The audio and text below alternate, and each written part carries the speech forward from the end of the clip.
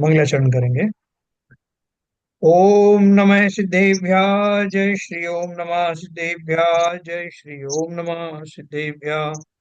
मंगलम भगवान वीरो मंगलम गौतमो गणे मंगलम कुंद कुंदाद्यो जैन धर्मोस्तु मंगलम सर्वमंगल मांगल्यम सर्व कल्याण कारकम प्रधानम सर्वधर्माणां जैनम जयतु शासनम जैनम जयतु शासनम जैनम जयतु शासनम। नमः समय साराय स्वानुभूत्या चकासते चित स्वभावाय भावाय सर्वभावांतरच्छिदे। अध्यात्म अमृत कलश के माध्यम से आत्मा के गुणों का और आत्मा का पर पदार्थों से भिन्नपना होना, यही हमारा विषय चल रहा है। तो जैसे जैसे भेद विज्ञान का विषय हमें स्पष्ट होता जा रहा है, वैसे वैसे हमको उस आत्मा का स्वरूप समझ में आने लगा। और चिंतन का विषय वो हमारे होने के कारण हमें विश्वास होने लगा कि जो कुछ राग द्वेष आदि मेरे अंदर है वो सब मेरे स्वभाव नहीं है। और उनसे अलग हट करके जब मैं अपने स्वभाव की ओर नजर घुमाता हूँ, प्रारंभ में हमको अभ्यास नहीं होने के कारण ऐसा उपयोग लगता नहीं, लेकिन धीरे धीरे जब हम इसके स्वरूप को बार बार समझेंगे तो कहीं ना कहीं ये हमारी धारणा में बैठ जाएगा। और उस समय हम अपने स्वरूप को वास्तविक रूप से जान पाने के कारण भेद विज्ञान के बिल्कुल निकट पहुंच जाएंगे। तो अपन उसी विषय को थोड़ा आगे पढ़ते हैं।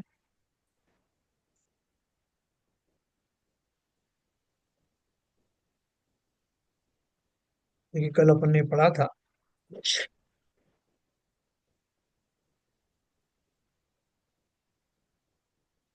मोह राग क्रोधादि भाव ये भी तो मेरे में उत्पन्न होते हैं, दिखाई भी दे रहे हैं, अन्यत्र तो दिखाई देते नहीं, अतः इनसे भिन्न मैं कैसे हूँ। ऐसा विचार आता है तब मालूम होता है कि ये भाव मेरे में हैं, आते हैं जाते हैं, पर ये मेरे स्वभाव नहीं है। ये मेरी स्वात्मा के स्वामी नहीं है। ये मेरे ना अंशज हैं ना वंशज हैं। मैं तो इनसे सर्वथा भिन्न ज्ञायक स्वरूप हूँ। ये विचार आता है कि नहीं आता है, लेकिन ये विचार ऐसा ही आना चाहिए। ये राग आदि मेरे चैतन्य से भिन्न है, विरोधी हैं, तब ये अचेतन है। इनसे तो चैतन्य भाव मलिन ही होता है। जिस मैल से वस्त्र मलिन दिखे दिखे, वह मैल वस्त्र का स्वभाव नहीं है। वस्त्र में दिख रहा है पर उससे तो वस्त्र का स्वभाव स्वच्छता ही ढक जाती है। अतः यह तो वस्त्र का विकार है ना। जैसे मैल को वस्त्र का विकार कहा, ऐसे ही शरीर और कर्म आदि को आत्मा के विकार स्वरूप मानना। इसी तरह रागादि भावों से आत्मा का चैतन्य स्वरूप आच्छादित हो जाता है ना। राग आदि के द्वारा भी बताया, जैसे मैल है उसी तरह से रागादि भावों से आत्मा का चैतन्य स्वरूप आच्छादित हो जाता है। स्वच्छता मिटती है, मलिनता दिखाई देती है, तब यह मलिनता मेरा स्वभाव नहीं है।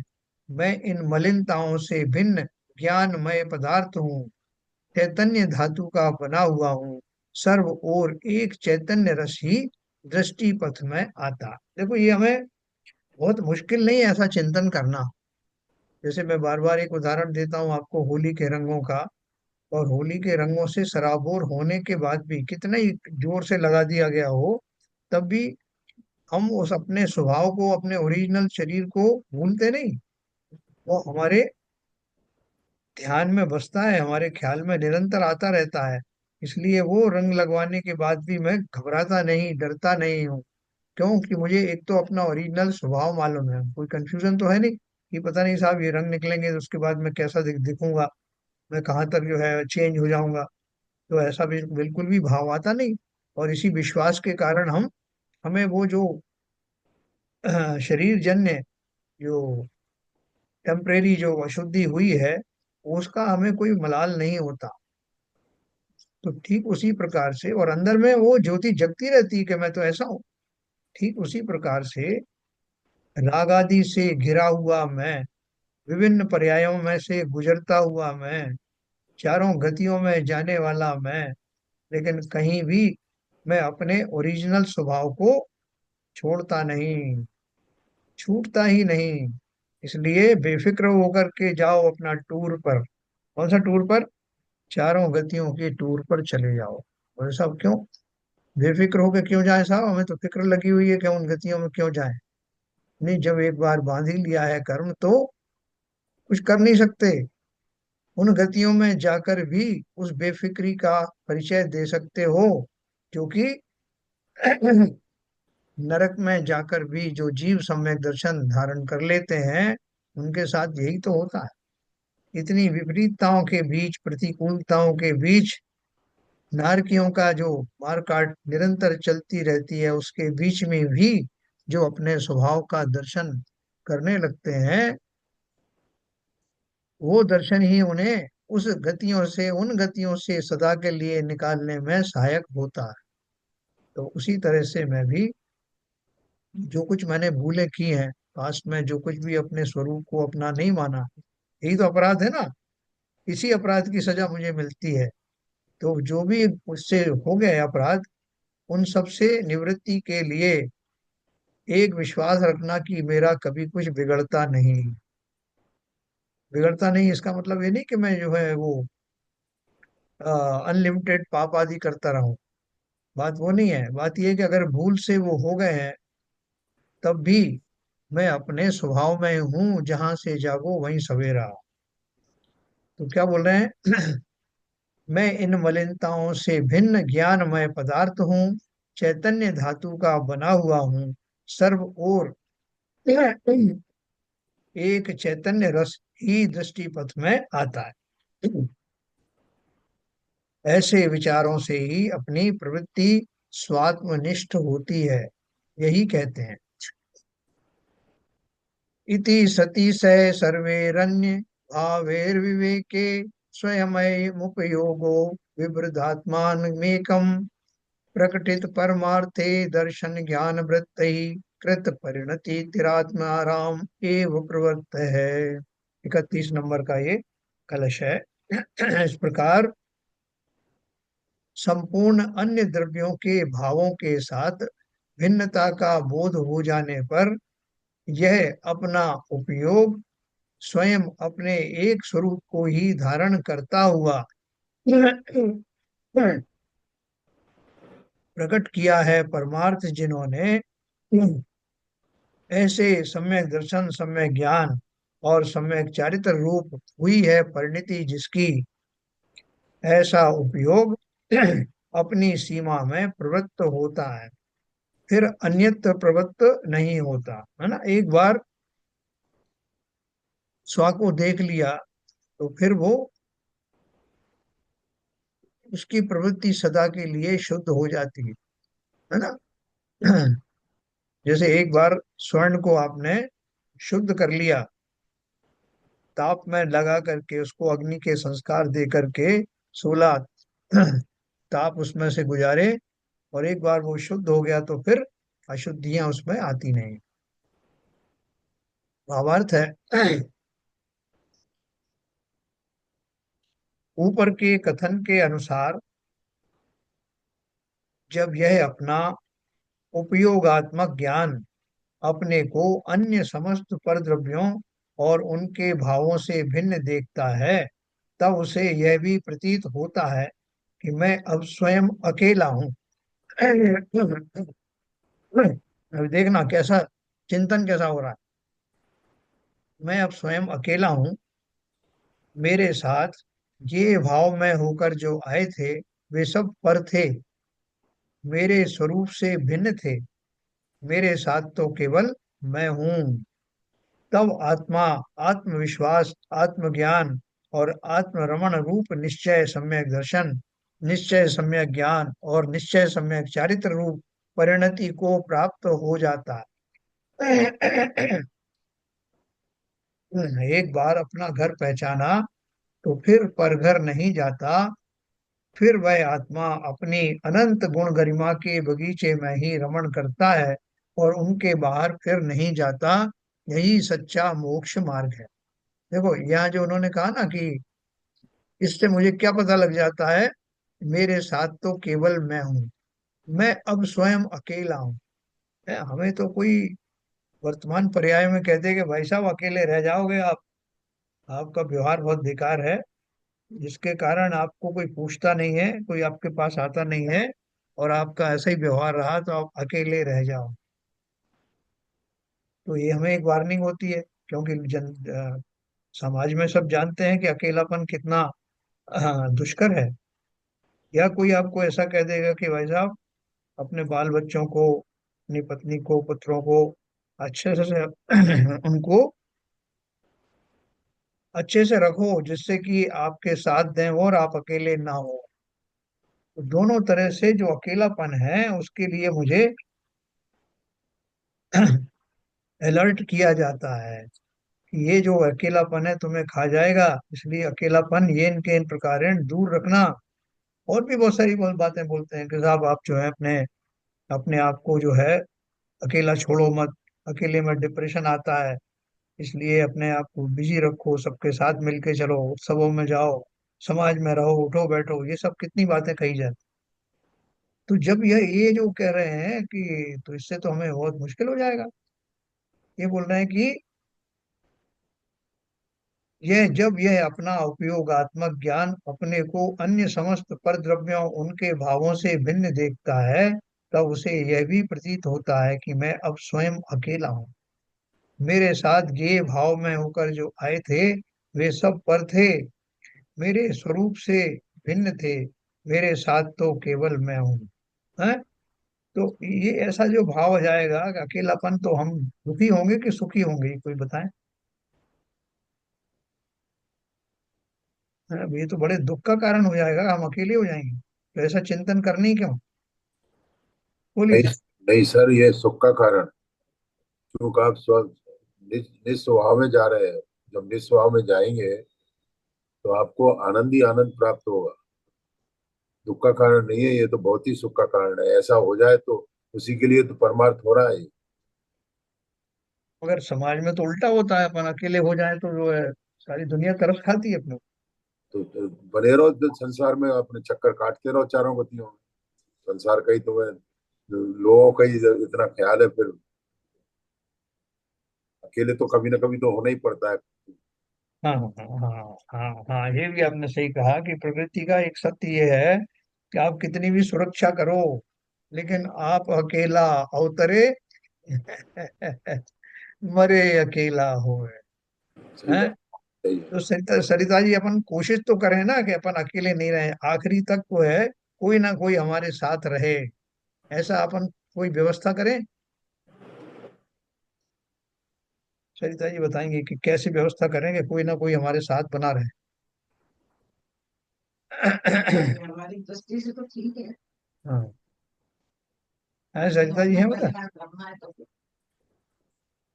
नहीं है सरिता जी। इतनी व्यवस्था कर लो, जो होना है वही होगा सर। क्या शैलन जी, कुछ बताओ तरीका यार, हम तो अकेले अकेले रह नहीं सकते। अकेले जिन पूरे संसार में अकेले ही घूम रहे हैं। हाँ थोड़े आपको संस्कार, थोड़े निमित्त मिलते हैं हाँ आपके कर्मों की वजह से, जो निमित्त मिलते हैं, कुछ आपके माता पिता बनते हैं, कोई दुश्मन बनते हैं, कोई पड़ोसी बनते हैं, फिर बिगड़ जाते हैं। अकेला ही है जिंदगी, और कोई इसमें, जब ये एक बात पहले से क्लियर है कि एक पदार्थ दूसरे पदार्थ का कुछ नहीं कर सकता, एक जीव दूसरे जीव का कुछ नहीं कर सकता। कंसेप्ट बिल्कुल क्लियर है, कोई किसी से मिक्स होता ही नहीं है, बिल्कुल अलग निराले हैं। मगर ये स्थिति जो है अपन को एक्सेप्टेबल है क्या। नहीं, ये निमित्त नैमित्तिक संबंध और जो हमारे कर्मों से, वो हमको ऐसा मोह और आग ऐसा है कि हमको ऐसा लगता है कि ये सब अपने हैं, बच्चे अपने हैं, माता पिता, अरे ये सब हमारे हैं, ये कहीं जाएंगे नहीं, ये मकान हमारा है, ये दुकान हमारी है, ये धरती हमारी है। ये सब संसार में सारे सुख हमारे हैं। और जब दुख आता है तो लगता है कि ये दुख भी कब कैसे कट जाए, ये दुख जाए तो वापस हमको वापस वही मिल जाए। नहीं सर, और एक्सेप्टेबल नहीं है, ये बहुत कठिन कार्य है। मतलब ठीक है, अभी हम प्रवचन में बात कर रहे हैं तो अच्छा लग रहा है, लेकिन जब अगर वास्तव में अगर अकेलापन आ जाए, किस कोई ना हो आसपास बात करने के लिए, आप किसी ऐसे देश में चले जाओ जहां आपको कोई जानता ना हो, तो आप डिप्रेशन में परेशान बहुत हो जाते हैं, ये वास्तविकता है। लेकिन हाँ, वो उसका उसका कारण सिर्फ इतना है कि हमें पता नहीं है कि सुख कहाँ है। वो उसका रीजन ये है, इस हमें हम मतलब खजाना अपने नीचे ही दबा हुआ है, लेकिन बाहर खोजते हैं। यही तो एक जीवन जीने की हमें कला सीखनी है। लेकिन वास्तविकता आज के दिन में तो ऐसी है कि यस, हमें हमें आसपास लोग चाहिए, नहीं तो हम डिप्रेशन में चले जाते हैं, ये तो सही है। तो सर ये बात अलग है कि कोई सर कोई। विपुल जी, हाँ, आप जो बात कह रहे हैं वास्तविक बात है, मगर मैं अपना अनुभव बता रहा हूँ। मैं 11 साल हो गए मैं अकेला रह रहा हूँ। मैं कभी डिप्रेशन में नहीं गया। मुझे मालूम है अब मेरे को अपना जीवन किस तरह से ढालना है। तो ये अपने विल पावर, दृढ़ संकल्प और अपने सोच के ऊपर डिपेंड करता है कि आप कब अकेला महसूस करते हैं, कब नहीं महसूस करते। तो ये भी जीवन का एक कटु सत्य है, मैं जो आपको बता रहा तो नहीं ऐसा सर, है। बहुत बहुत बढ़िया। मतलब ये, मतलब जिस तरह से आपने, मतलब ये आप जैसे जिस तरह से आपने आपने अपने आप को व्यवस्थित किया, ये बहुत कम एग्जाम्पल ऐसे देखने को मिलते हैं, और बहुत बड़ी बात है ये। हूँ। नहीं, मुझे कभी, मैं अपने आप को कभी ये महसूस ही नहीं करता मैं अकेला हूँ। मैंने अपना जो जीवनचर्या, जो अपना सोच इस तरह बना रखी है, मुझे लगता ही नहीं कि मैं अकेला हूँ। आपकी सोच के ऊपर डिपेंड करता है। आप बहुत बढ़िया बात है आपकी, बिल्कुल सही आपने कह बहुत रहे अच्छी। हैं हाँ सीविजन साहब, बिल्कुल सही कह रहे हैं। जी। एक्चुअल में क्या होता है, हम अकेलापन दिमाग से रखते हैं, माइंड से होता है अकेलापन। अब हाँ, आप देखिए, मैं 4-5 महीने रहता हूँ, कभी जब जाता हूँ यूएस में, तो मुझे तो कुछ मिलता नहीं है कोई, मैं आस का न पास का। और घर में भी जो है, बुजुर्गों की क्या स्थिति होती है, कौन कितनी बात करता है। तो फिर अब आप बताइए, वहां पर जाकर, यहाँ तो चलो ठीक है कि 2-3-4 घंटे आप लोगों के बीच में आ जाता हूँ, मंदिर चला जाता हूँ, बीच में आस पास पड़ोस में लोग मिल जाते हैं।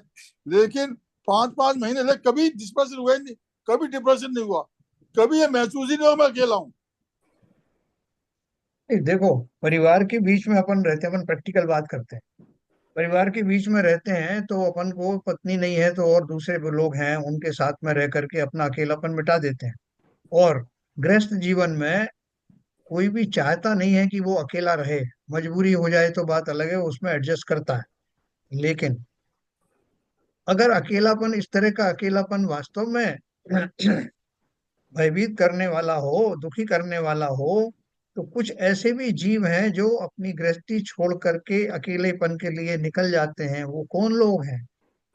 वो तो खैर वो, हाँ बिल्कुल सही कह रहे हैं वो आप, तो खैर दीक्षा वाले लोग हैं जो बिल्कुल सही कह रहे हैं आप। कोच मार्ग पर निकल जाते हैं तो वो। उनको डर नहीं लगता कि हमें कोई मिलेगा नहीं, हम अकेले हो जाएंगे, अरे सर, गुफाओं वो में तपस्या करना वो है? वो उनकी डेफिनेशन में से अकेलापन शब्द ही निकल जाता है सर। वाह।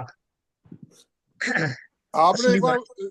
जैन साहब, आपने एक बार यही बताया था, भीड़ जी। में अकेला, और अकेले में भीड़, हाँ। ये आपने को बताया था।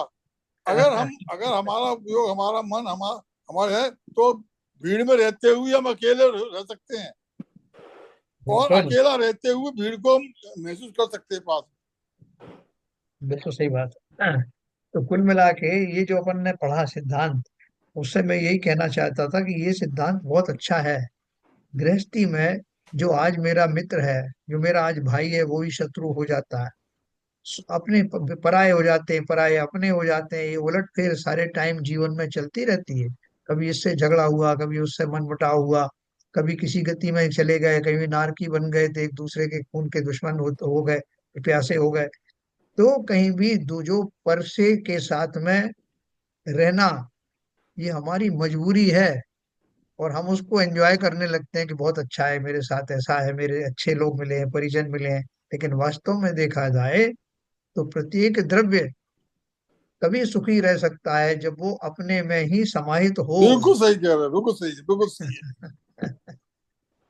अरे जीव द्रव्य को छोड़ो, बाकी सारे द्रव्य भी अपने अपने स्वरूप में रहने के कारण से उन अवस्थाओं में शुद्ध बने रहते हैं, उसको एंजॉय करते हैं। तो मैं भी भ्रमवश मोह आदि के कारण से उन व्यवस्थाओं में अपनापन मानता हूं कि मैं इनके बिना नहीं रह सकता। लेकिन जब मजबूरी आ जाए तो फिर मैं उसको एडजस्ट कर लेता हूँ। लेकिन उस एडजस्टमेंट में भी दो तरह के लोग होते हैं। एक तो वो कि जो मजबूरी में एडजस्ट कर रहे हैं, अपने को उस लायक बनाया। दूसरे उसका लाभ उठा करके वास्तव में अंतरंग में ही रहने लगते हैं। और ऐसे जीव घर में सन्यासी बन जाते हैं। जैसे श्रीमद राजचंद्र जी का कह लो, या भरत जी का कह लो। ऐसे बहुत सारे जीव हैं।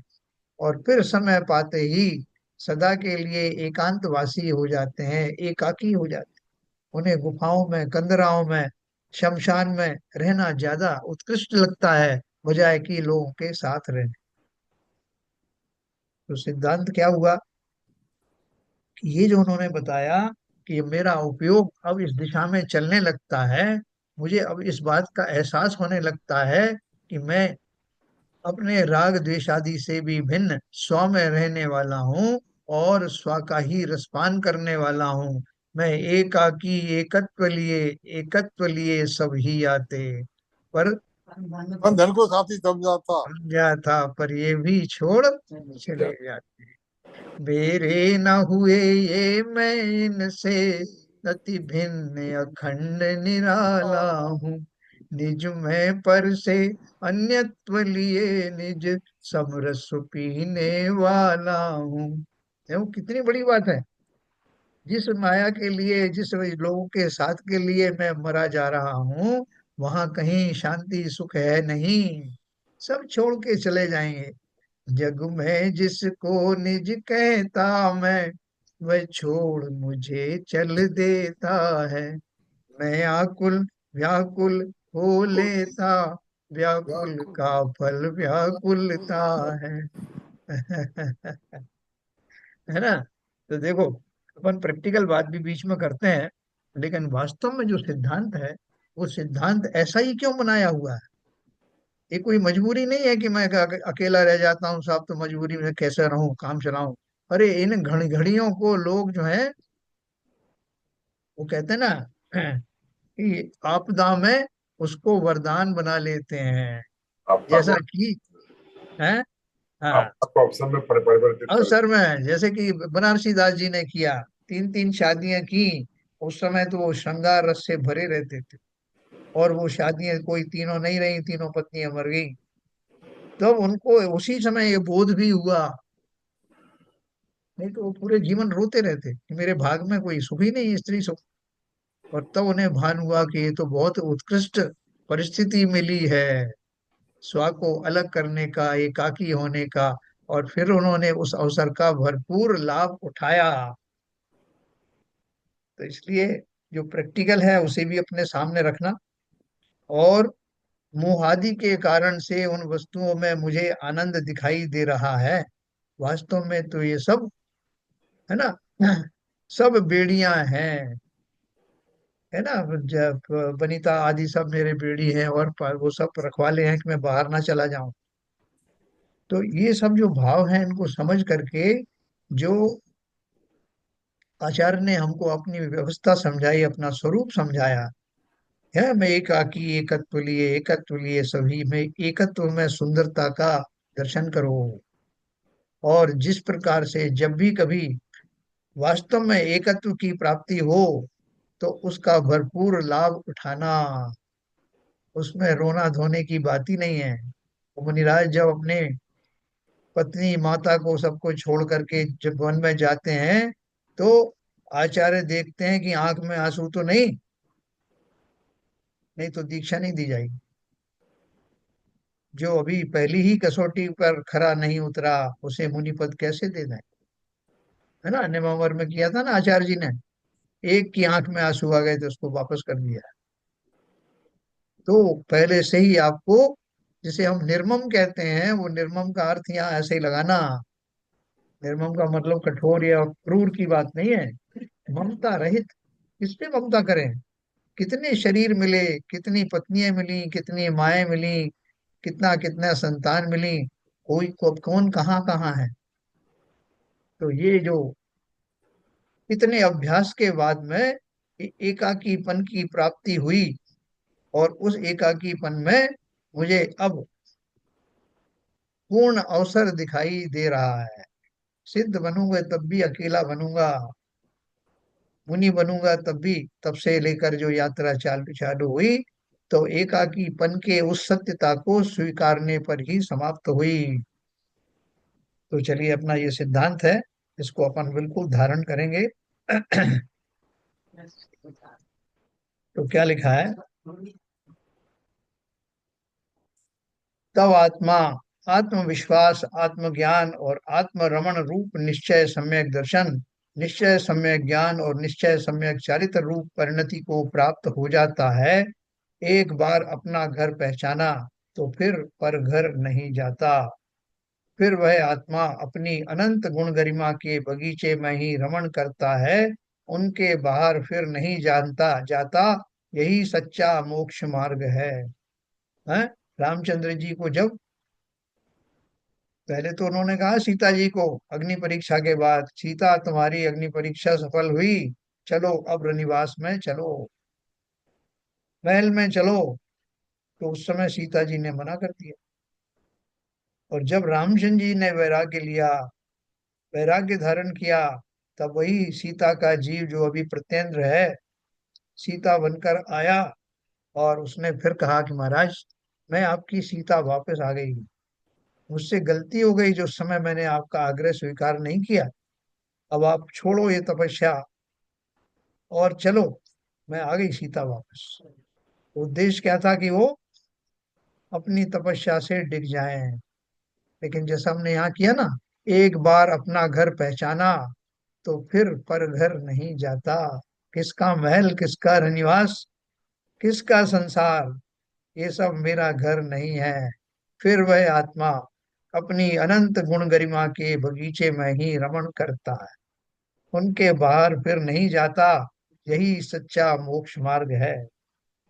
आत्मा के साथ उसका निज स्वभाव उपयोग अनादि से है, अनंत काल तक रहेगा। जो आत्मा है, उसका स्वभाव कब से वो है, जो स्वरूप हमने अभी पढ़ा, जाना, उसका वो स्वरूप कब से है। तो दूसरे लोग तो बता देंगे कि नहीं साहब, वो भगवान ने जब सृष्टि बनाई थी तब उसमें उस तरह का स्वभाव डाला होगा।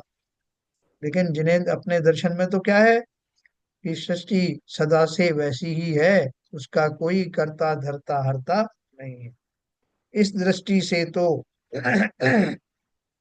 वह आत्मा का स्वभाव ध्रुव रूप, परम पारिणामिक भाव रूप है। यह सामान्य ध्रुवांश अपने अस्तित्व में किसी कर्म के उदय, उपशम, क्षय, क्षयोपशम आदि की अपेक्षा नहीं रखता। निगोद से लेकर सिद्ध भगवान पर्यंत जीव मात्र में वह जीवत्व पारिणामिक भाव सदा से पाया जाता है ना। पर कल भी अपन ने चर्चा की थी, जो परम पारणिक भाव होते ना, उसमें जीवत्व, भव्यत्व, भव्यत्व आदि भाव होते ना, वो बिना किसी कर्म के होते हैं। उनको कर्म की अपेक्षा नहीं होती। सभी जीवों के जीवत्व भाव या भव्यत अभव्यत में से एक भाव सदा काल बना रहता है। वो किसी भी गति में चले जाएं, लेकिन वो, क्योंकि वो कर्मों का मोहताज नहीं, कि कर्म है तो वो है या कर्म नहीं है तो नहीं हो। ये कैसा है? नैसर्गिक भाव, जिसे पारणमिक भाव कहते हैं। यदि आत्मा अपने उस स्वभाव पर दृष्टि देवे, तो उसका विकास केवल ज्ञान रूप में होता है। संसारी अवस्था में ज्ञान के साथ मोह भाव की डांक लगी है ना। मोह भाव का जो है उसमें दूषण है, जिससे मोह भाव और ज्ञान भाव में परस्पर भावक भाव्य भाव रूप प्रवृत्ति देखी जाती है, तथा ममत्व भाव देखा जाता है। जब तक यह भाव्य भावक भाव रहता है, तब तक यह जीव परद्रव्यों में मोह, राग, द्वेष या क्रोध मानादि परिणाम करता है। इन सब विकारों में ज्ञान भाव्यमान हो जाता है। यही इस जीव को बंद कराने वाली बात है। यदि इस बंधन से छूटना है तो विकारों के प्रति निर्ममत्व बनना होगा। है ना, बहुत सारे भाव मेरे जीवन में आते हैं।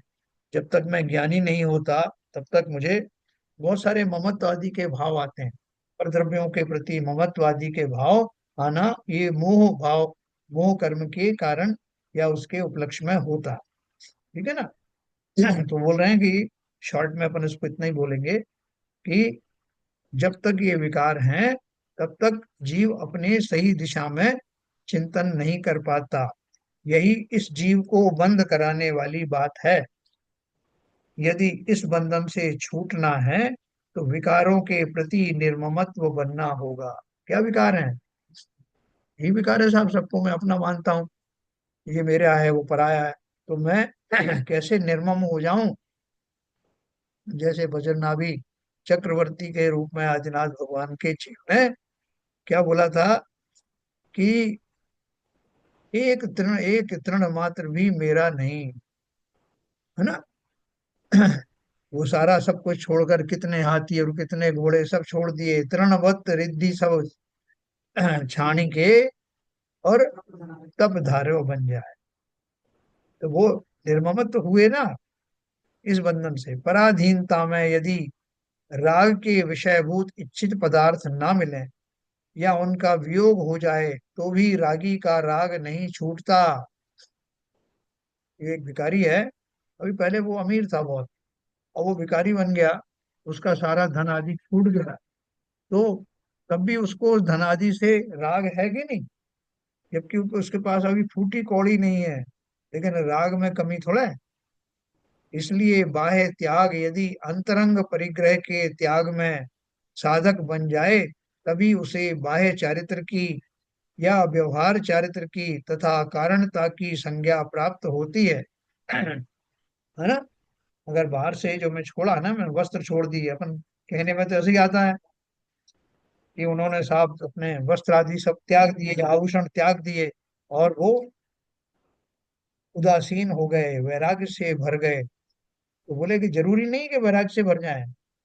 बहुत सारे जो ऐसे भी बेचारे भिखारी हैं, भिखारी हैं जिनके पास कपड़े भी नहीं, तो कपड़े छूट गए या उन्होंने, कोई पागल ने कपड़े फेंक दिए, तो इसका अर्थ जरूरी नहीं है कि वो अंदर से भी उस तरह की संज्ञा को प्राप्त करेगा। परिग्रह त्याग रूपी व्रत उसका पालन हो रहा है, ऐसा नहीं। लेकिन यदि राग छूट गया, बोल रहे हैं, बाह्य त्याग यदि अंतरंग परिग्रह के त्याग में साधक बन जाए तभी उसे बाह्य चारित्र की या व्यवहार चारित्र की तथा कारणता की संज्ञा प्राप्त होती। यद्यपि ज्ञान में ज्ञेय प्रतिबिंबित होते हैं, तथापि ज्ञानी जानता है कि ये मुझसे भिन्न ही स्वलक्षण धारण करने वाले स्वतंत्र पदार्थ है। न? मेरे अंतस्तत्व से पृथक होने के कारण ये वही तत्व हैं। इनके साथ ज्ञेय ज्ञायक भाव होने पर भी मुझे मेरा स्वाद इनसे भिन्न ही प्रतीयमान होता है। मुझे उनसे कोई लगाव नहीं है। मैं तो स्वयं एक अखंड चैतन्य रस से परिपूर्ण आत्मा नाम पदार्थ हूँ। ऐसा विचार आने पर वह स्वात्मनिष्ठ बनता है। देखो, अपन संसार में है, अभी मनुष्य पर्याय में है, तो हमारे को हमको जो जो चीजें मिलती है, ज्ञान तो मेरे पास एक ही है ना। उस ज्ञान के बल पर मैं जो चाहूं जानूं, तो उनसे मैं संसार की लौकिक चीजों को भी जान सकता हूं और स्व आत्मा को भी जान सकता हूं। तो वो उन्होंने ज्ञानी शब्द एक उपयोग किया। तो ज्ञानी किसको जानता है कि ये मेरा जो जानपना है, उसमें से जो जिन जिन को मैं जान रहा हूं उनमें से कौन मैं हूं और कौन पराया है, कौन है अपना कौन पराया है। जीवन का यह भेद समझ नहीं आया। यद्यपि ज्ञान में ज्ञेय प्रतिबिंबित होते हैं, तथापि ज्ञानी जानता है कि ये मुझसे भिन्न ही स्वलक्षण धारण करने वाले स्वतंत्र पदार्थ हैं। कितने पदार्थ मुझे मिलते हैं, लेकिन कौन से मेरे हैं कौन से मेरे नहीं हैं, इस बात का विचार करना, विचार करने में समर्थ होना और निर्णय पर पहुंचना, यही ज्ञानी और अज्ञानी में फर्क है।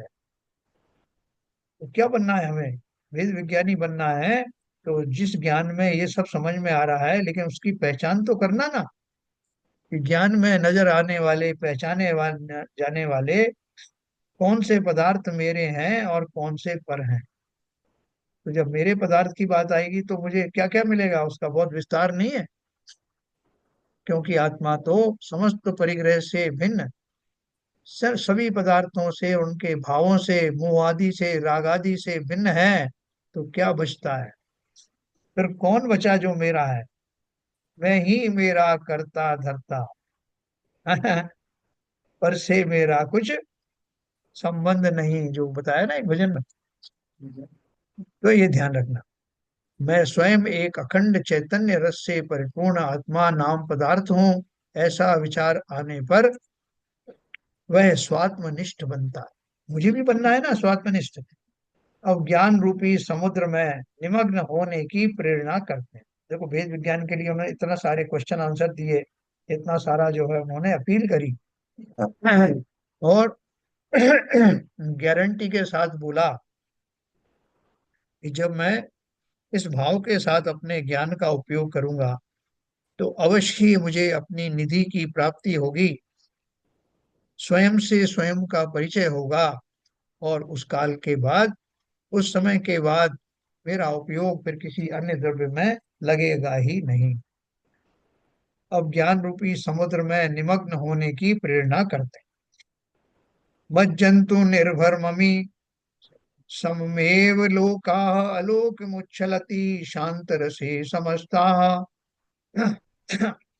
आप्लाव्य विभ्रम तिरस्कारिणीम परेण प्रोन्मग्न एप भगवान अवबोधि सिंधु। भ्रम के भ्रम के पर्दे को पूर्ण ताकत के साथ डुबोकर यह भगवान ज्ञान ज्ञान समुद्र प्रकट हुआ है।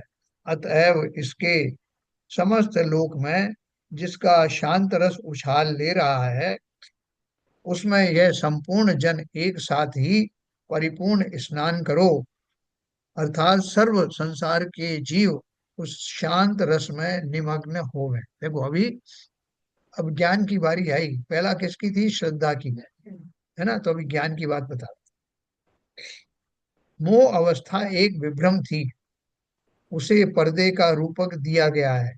जैसे पर्दे की ओट में समुद्र जैसी महान वस्तु भी दिखाई नहीं देती, सीख मात्र की ओट में पहाड़ भी छिप जाता है। मेरी आंख कितनी बड़ी है, और पहाड़, नदी आदि कितने विस्तार से हैं। तो उतनी इस छोटी सी आंख से हम कितना दूर तक का, कितना व्यापक देख पाते हैं, हैं? लेकिन अगर आंख के सामने कोई एक तिनका आ जाए, कोई कण आ जाए, तो कुछ दिखाई देता नहीं। छोटे सा तिनका, बोले तिनके की ओट पहाड़, सीख मात्र की ओट में पहाड़ भी छिप जाता है। इसी प्रकार भ्रम के होने पर सम्मुख रखे पदार्थ, यद्यपि वे वहां स्थित हैं, पर भ्रमवान को दिखाई नहीं देते, या विपरीत दिखाई देते हैं। एक का दो दिखाई देगा, या जैसा रंग है वैसा दिखाई नहीं देगा, या किसका कुछ, कुछ का कुछ दिखाई देगा। यदि भ्रम दूर हो जाए तो उसे यथार्थ दिखाई देगा, और यथार्थ ज्ञान से आनंद व शांति मिलेगी। मोह का पर्दा दूर होने पर आत्मा को ज्ञान समुद्र दिखाई देता है। यह समुद्र बड़ी बड़ी उछालें भरता है, वह शांत रस से भरा हुआ है, वहां शांत रस ही उछल रहा है। आचार्य कहते हैं कि भाई, ऐसे ज्ञान समुद्र में डुबकी लगाओ, आनंद आएगा। वो कुंभ का मेला होता है ना, तो उसमें कितने लोग डुबकी लगाने जाते हैं? एक ही नदी में, एक ही जल जल समूह में कितने जीव उसमें डुबकी लगाते हैं। तो किस लिए लगाते हैं? उस पूरे संपूर्ण जल को, उस संपूर्ण जल राशि को पवित्र मान करके सब अपने अपने भावों के अनुसार पवित्र होना चाहते हैं। ठीक उसी प्रकार से आचार्य कह रहे हैं कि ये जो शांत रस है, जो आत्माओं में भरा हुआ है, उसमें डुबकी लगाओ। ज्ञान आदि में, अपने अपने ज्ञान निधि में, अपने अपने ज्ञान समुद्र में निर, निर्भय होकर उसमें डुबकी लगाना। अवश्य ही तुम्हारा कल्याण होगा। सभी जीवों को प्रेरणा दी है, और यहाँ कितना बढ़िया व्यवस्था है कि आपको एक कॉमन समुद्र में जाना नहीं, कॉमन नदी में जाना नहीं। ज्ञान की गंगा स्वयं के अंदर जो बह रही है, सबके लिए रिजर्व है, उसी का सहारा लो और उस ज्ञान गंगा का भरपूर लाभ उठाओ। भाई ऐसे ज्ञान समुद्र में डुबकी लगाओ, अवश्य ही आनंद आएगा। है? तो इस तरह से हमने ये ज्ञान समुद्र के बारे में और ये भेद विज्ञान के बारे में थोड़ा विस्तार से जाना। अब हमारा अगला अधिकार शुरू चल रहा था जो, उसमें ही थोड़ा सा और आगे चलेगा, जीव अजीव अधिकार का जो उत्तर भाग है वो चलेगा, है ना। तो अभी हमारे पास थोड़ा टाइम है, इसको शुरू करेंगे। हाँ, हो जाएंगे। अब ज्ञान की महिमा बताते हैं। 33 नंबर का है ये। हाँ, बराबर। जीवा जीव विवेक पुष्कल दृशा प्रत्याय यत पार प्रदान आ संसार निबद्ध बंधन विधि ध्वंसात विशुद्धम स्फुटत आत्मा राम मनंत धाम मैं साध्य क्षेण नित्योदितम धीरो मनाकुलम विलसति ज्ञानम मनो हृदय आह्लादयत। अनादिकाल से बद्ध मोह कर्म के बंधन की विधि का ध्वंस करके विशुद्ध रूप में प्रकट हुआ यह विवेक जीव और अजीव के भेद की पुष्ट दृष्टि से सभासदों को भेद का विश्वास उत्पन्न कराता हुआ अनंत तेज स्वरूप आत्म स्वरूप अपने प्रत्यक्ष स्वरूप से नित्य उदय को प्राप्त धीर उदात्त और अनाकुल स्वरूप मन को आनंद देता हुआ शोभता है। अपन ये 33 नंबर का श्लोक पढ़ के समाप्त करेंगे। अनादि काल से मोहादि कर्म संबंध जीव के साथ था, और उस निमित्त से जीव का विशुद्ध ज्ञान स्वभाव अप्रकट रूप था। है, कब से था ये मोहादि? अनादि काल से, जब से जीव है तभी से।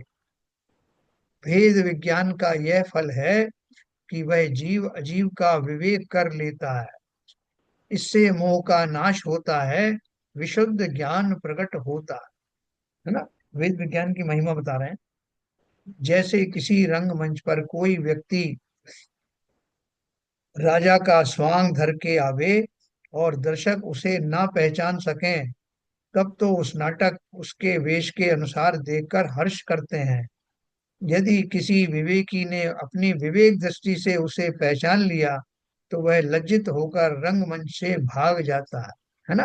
पहले चलता था ना, वो बहुरूपिये आते थे और बहुरूपिये अपनी पहचान छुपा करके कुछ अपना वो दिखाते थे कलाकारी। तो जब तक लोग उसको समझ नहीं पाते थे कौन है, तो वो भी एंजॉय करता था और दर्शक भी करते थे। और लोग जब पहचान जाते, अरे हम पहचान गए, तुम कौन हो, कौन है, क्या है, तो फिर वो भी चला जाता था, उसका खेल खत्म हो जाता था।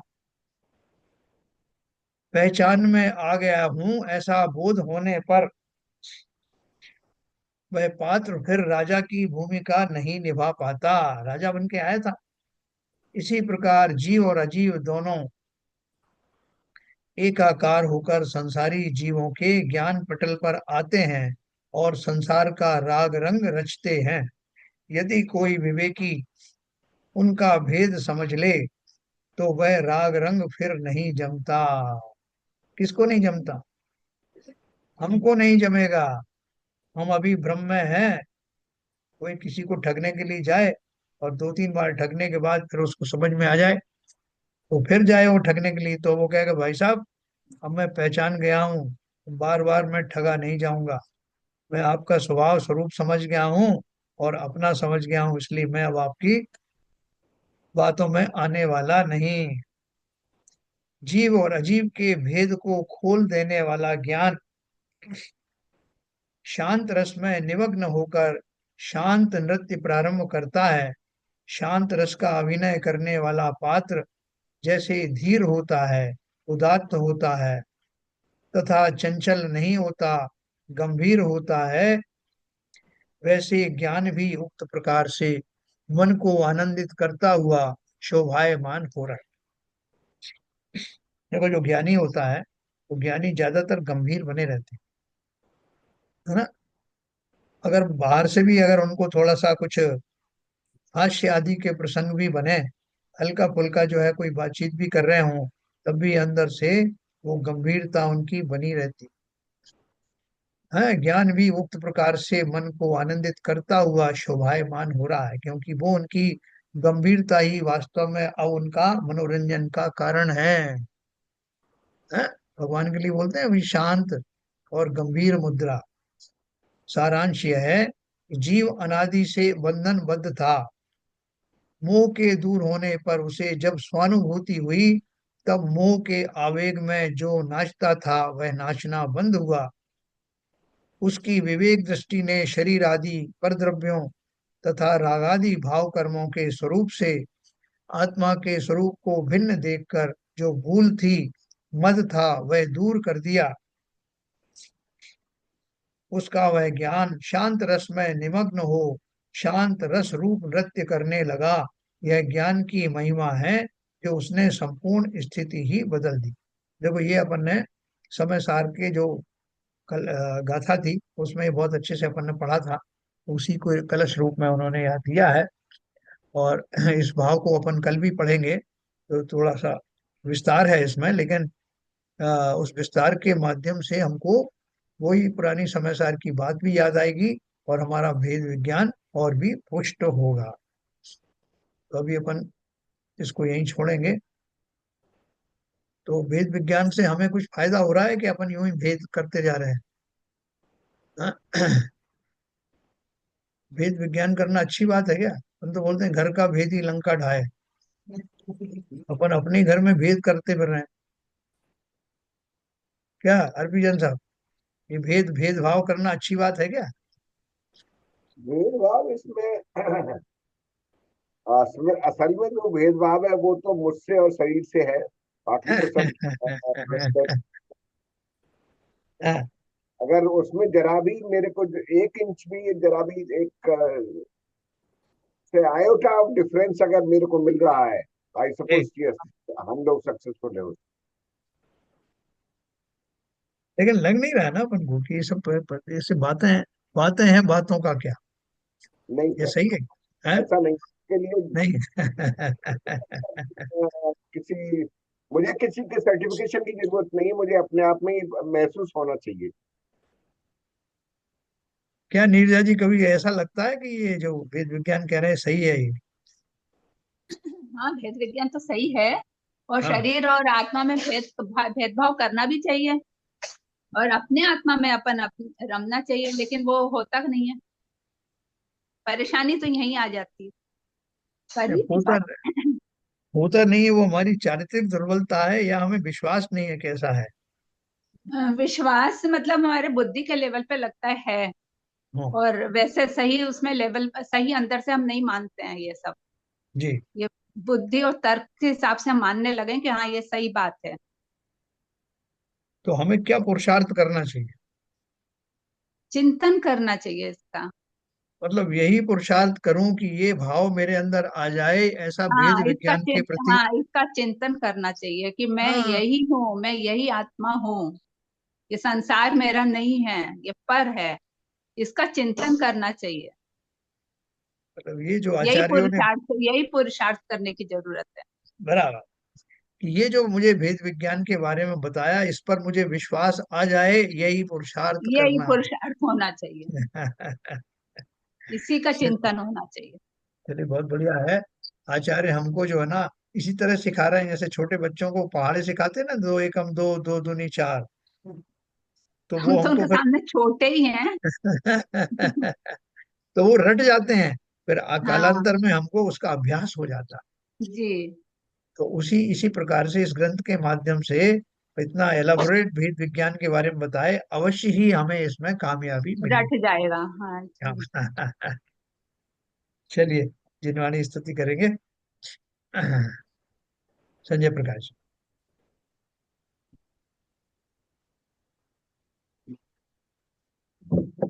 जिनवाणी माता दर्शन की बलिहारियां, जिनवाणी माता दर्शन की बलिहारियां। प्रथम दिव्य अरिहंत मनाऊं, गणधर जी को ध्याऊं। कुंद कुंद आचार्य हमारे, तिनको शीस नवाऊं रे। जिनवाणी माता दर्शन की बलिहारियां। योनि लाख 84 माही, घोर महादुख पायो। ऐसी महिमा सुनकर माता, शरण तुम्हारी आयो रे।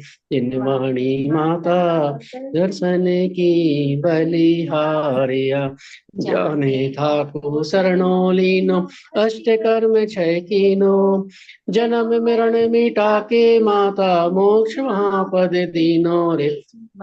माता दर्शन की बलिहारियां।